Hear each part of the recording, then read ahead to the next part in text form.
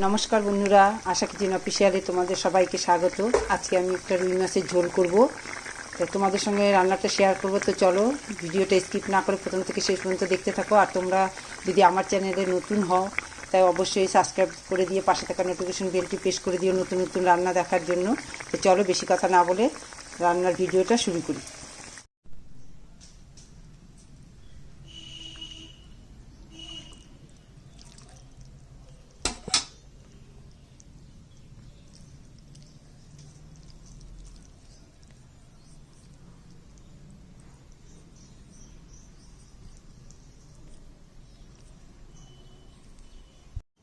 নমস্কার বন্ধুরা, আজকে আমি এই রুই মাছটা রান্না করব।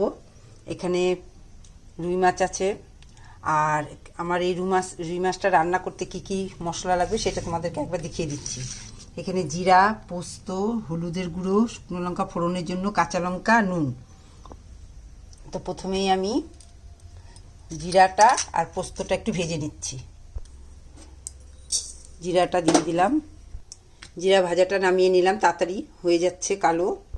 হালকা ভাজবো, পোস্তটা হয়ে গেছে, পোস্তটাও ভেজে নিলাম। পোস্তটা ভাজা হয়ে গেছে হালকা, জিরাও ভাজা হয়ে গেছে। মাছের মধ্যে আমি নুন হলুদ দিয়ে দিচ্ছি।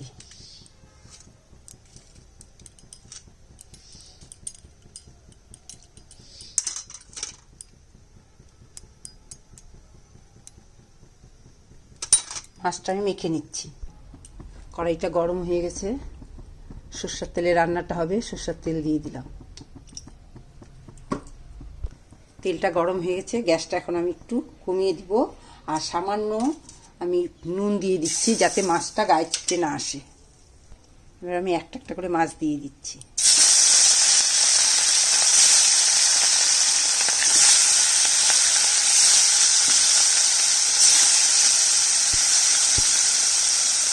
মাছ ভাজা হয়ে গেছে। মাছটা বেশি কড়া করে ভাজবো না, একটু হালকা করে ভাজবো।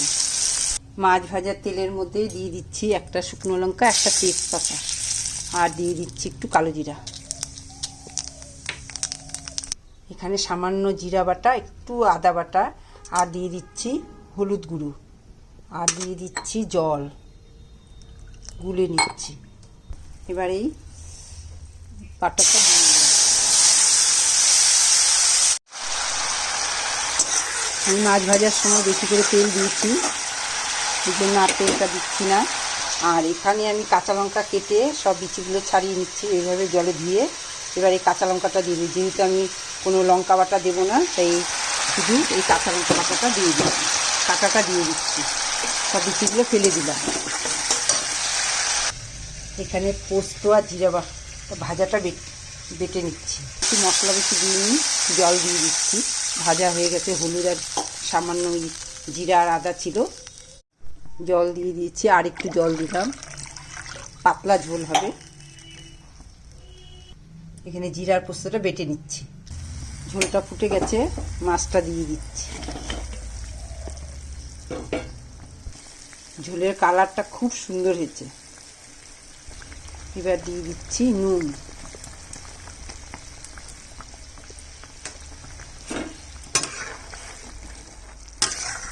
লাল ছিল কালারটা, নুন দেওয়াতে এখন হলুদ হয়ে গেল। আর এখানে যে পোস্ত আর ভাজা জিরা বাটা, এই ঝোলটা একদম পাতলা ঝোল হবে, আর এটা খেতে অন্যরকম স্বাদ। আর তাই তোমাদের সঙ্গে শেয়ার করলাম। সবসময় আমরা পেঁয়াজ রসুন দিয়ে অনেক ঘন করে রান্না করে খাই, কিন্তু এইভাবে রান্না করলে কিন্তু খুব বেশ ভালো লাগে। তোমরা এইভাবে করে খেয়ে দেখতে পারো। তা আমি এখন দিয়ে দিচ্ছি জিরা আর পোস্ত বাটাটা। এইভাবে যদি একদিন রান্না করে খাও না, অনেক তাড়াহুড়োর সময় অল্প সময়ের মধ্যে রান্নাটা হয়ে যায়। যার জন্য আমি রান্নাটা তোমাদের সঙ্গে শেয়ার করলাম। আমার রান্না রেডি। তোমাদের যদি আমার এই রান্নাটা ভালো লাগে তো অবশ্যই একটা লাইক, শেয়ার, কমেন্ট করতে পারো। আর এইভাবে রান্না করে খেয়ে দেখবে, খুব ভালো লাগে। অল্প সময়ের মধ্যে, তাড়াহুড়োর মধ্যে এইভাবে হালকা পাতলা মাছের ঝোল খুবই ভালো লাগে। তো আজকের মতো টাটা, আবার একটা নতুন রেসিপি নিয়ে আসবো।